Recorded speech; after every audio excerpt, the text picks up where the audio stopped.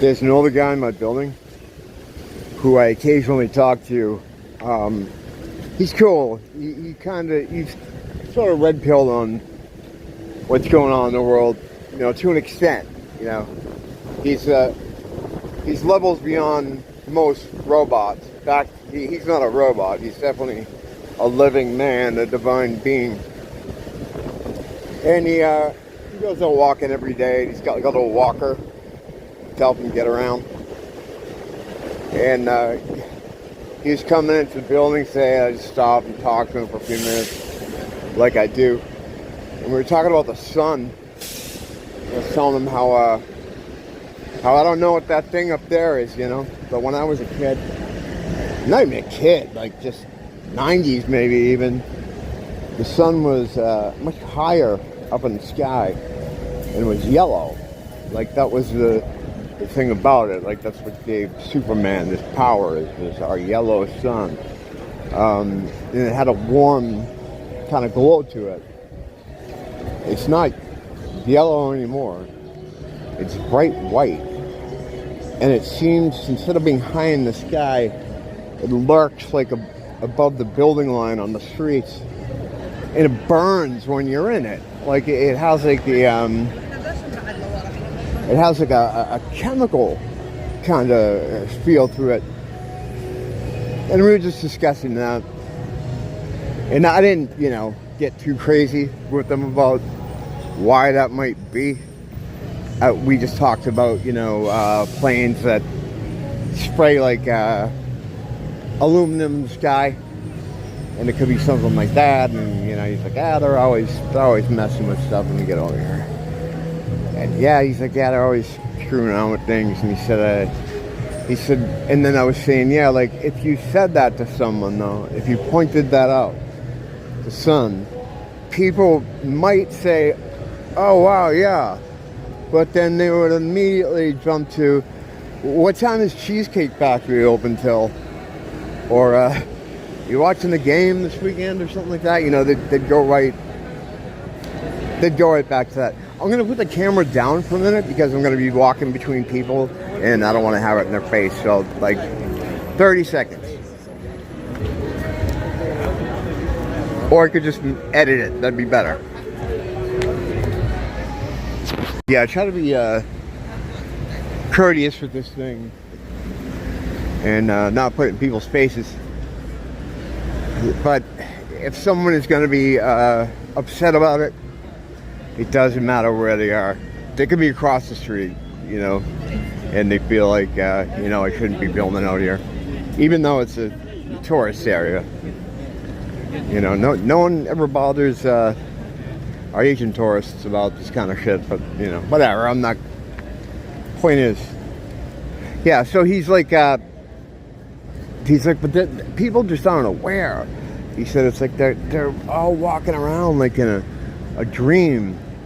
He said, and I'm watching them today, and when they walk around, he said it's almost like they're on a track, and I'm like, dude. I'm like, sorry, I didn't mean to call you dude. And he's like, no, that's fine. I said, I always say that. I said, they're on the sidewalks, there's like 2 to 3 tracks, depending on how wide it is. And once someone is on one of those tracks, they ain't getting off. And he said, yeah, they'll stay on it and keep walking. He said, I'll watch them try to get something out of their pocket. And instead of stopping and taking it out of their pocket, like they can't get off the track. They got to stay on the track and they got to keep walking. And they'll be like moving their hand around everywhere trying to get in there while they're walking at the same time. And I'm like, man. He said something else too one time that was exactly what I say too. But yeah, I lament about the track out here. Because like so many times I'll just be out here walking around. And I know it's old man yelling at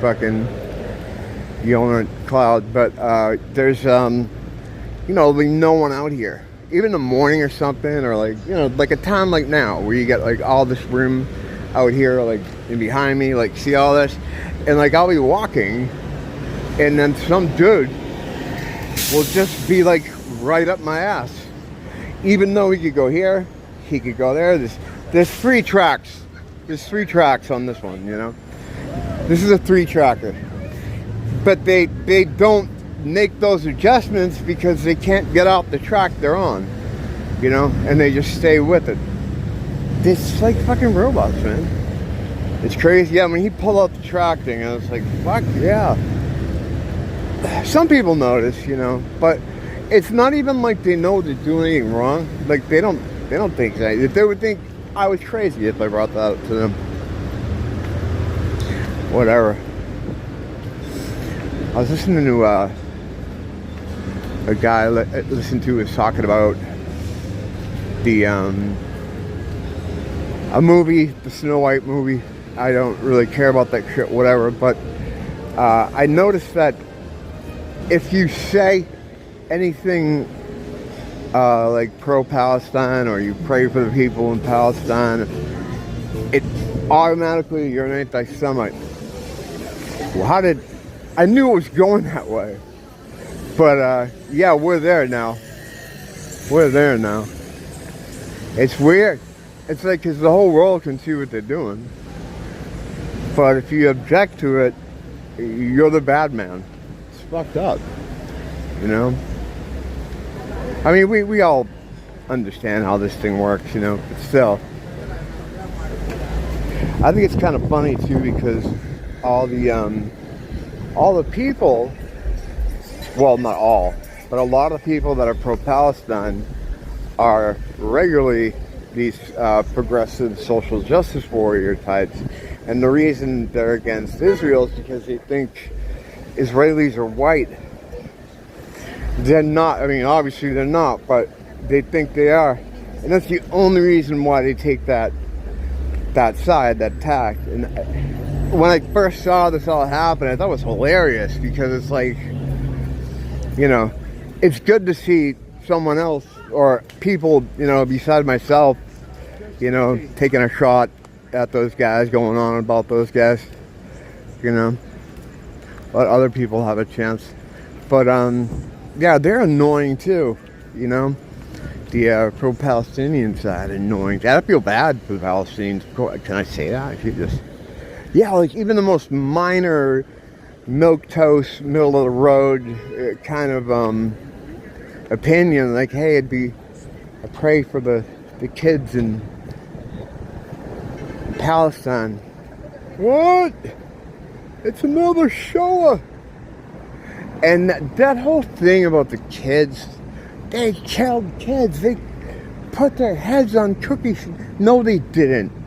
There's no evidence of any of that. It's so dumb. It's so dumb. It's just like the other thing.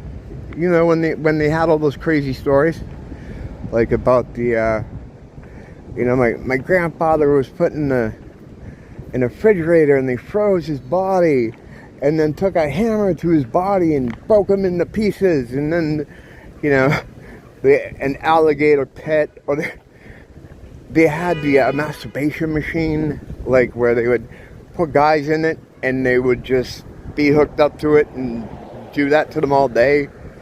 And then they had, you know, some of you know what I'm talking about, the bear and the eagle cage. Just these ridiculous stories that in no way could ever be true. There's a bunch of them now for this thing. That the cookie sheet head thing. They didn't do that. They didn't go, like, think about that. The things they say they did come from very twisted, evil minds.